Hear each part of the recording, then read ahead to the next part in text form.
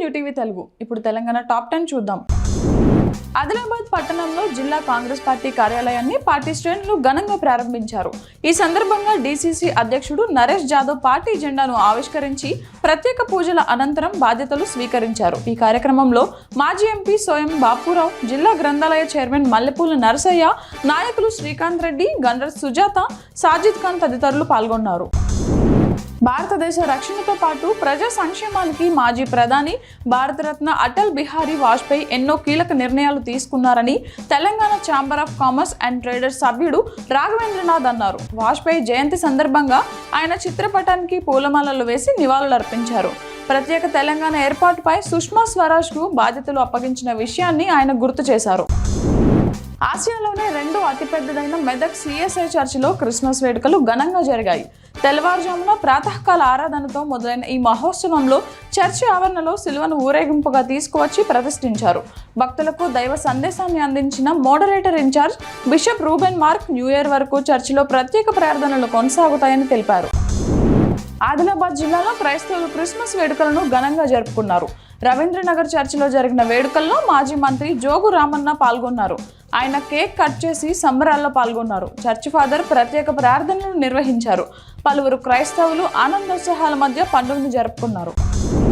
కాగజ్ నగర్ పట్టణ మున్సిపల్ కార్యాలయం ఎదుట మున్సిపల్ కార్మికులు సమ్మె 4వ రోజుకు చేరింది.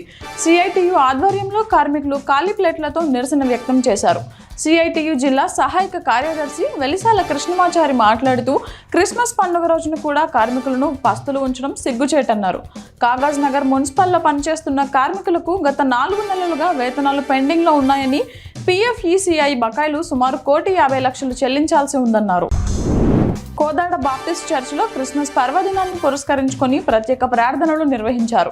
ఈ సందర్భంగా చర్చ్ ఫాదర్ యేసయ్య మాట్లాడుతూ యేసు ప్రభువు దీవెనలతో ప్రజలందరూ సుభిక్షంగా ఉండాలని ఆకాంక్షించారు. క్రిస్మస్ పండుగ క్రైస్తవుల జీవితాల్లో ఆనందం, వెలుగులు నింపుతుందని తెలిపారు. అనంతరం క్రిస్మస్ కేక్ కట్ చేసి ఒకరికొకరు శుభాకాంక్షలు తెలియజేశారు. క్రిస్మస్ పండుగ సందర్భంగా సంగారెడ్డి పట్టణంలోని మెథడిస్ట్ చర్చిలో ఎమ్మెల్యే చింత ప్రభాకర్, టీజీఐఐసి చైర్పర్సన్ నిర్మలారెడ్డి ప్రజలకు క్రిస్మస్ శుభాకాంక్షలు తెలిపారు. ఈ కార్యక్రమంలో కాంగ్రెస్, బీఆర్ఎస్ పార్టీల నాయకులు ఒకే చోట కలుసుకోవడం అందరినీ ఆకట్టుకుంది. పలువురు నాయకులు ఈ కార్యక్రమంలో పాల్గొన్నారు. ములుగు జిల్లా మేడారంలో వనదేవుల దర్శనానికి భక్తులు భారీగా తరలివచ్చారు. బుధవారం అమ్మవార్ల దర్శనాలు నిలిపివేయడంతో ఉదయం నుండి భక్తుల రద్దీ కొనసాగుతోంది. సమ్మక్క సారలమ్మల, పగిడిద్దరాజు, గోవిందరాజుల గద్దెల వద్ద దర్శనానికి భక్తులు పోటీ పడుతున్నారు. దేవాలయ నిర్మాణ పనులు శరవేగంగా జరుగుతుండగా భక్తులు ముందస్తు మొక్కులు చెల్లించుకుంటున్నారు. సిద్దిపేట జిల్లా దుబ్బాక మండలం రామక్కపేట గ్రామంలో గ్రామ సర్పంచ్ డాక్టర్ కొండా విఠోబా ఆధ్వర్యంలో మెదక్ ఎంపీ మాధవనేని రఘునందన్ రావు నిధులతో నిర్మించనున్న ఓపెన్ జిమ్ స్థలాన్ని పరిశీలించి భూమి పూజ కార్యక్రమాన్ని నిర్వహించారు. ఈ సందర్భంగా సర్పంచ్ మాట్లాడుతూ గ్రామ యువత ఈ ఓపెన్ జిమ్ను సద్వినియోగం చేసుకోవాలని, గ్రామ అభివృద్ధికి సహకరించాలని కోరారు. ఐకమత్యంతో రామక్కపేటను అభివృద్ధి చేసుకుందామని సూచించారు. క్రిస్మస్ పండుగ రోజున వరంగల్ వర్ధన్నపేట నియోజకవర్గం 14వ డివిజన్ ఏనుమాములలో కాంగ్రెస్ పార్టీలో అంతర్గత విభేదాలు తలెత్తాయి. డివిజన్ ప్రెసిడెంట్ ఇంతియాజ్ ఫోటో బ్యానర్లలో లేదని ఆరోపిస్తూ ఆయన పోలీసులతో బెదిరింపులకు పాల్పడ్డారని కార్యకర్తలు ఆరోపించారు. జానీ అనే వ్యక్తిని పోలీసులు అదుపులోకి తీసుకున్నారని, దీనిని నిరసిస్తూ పోలీస్ స్టేషన్ ముందు కాంగ్రెస్ కార్యకర్తలు నిరసన తెలిపారు.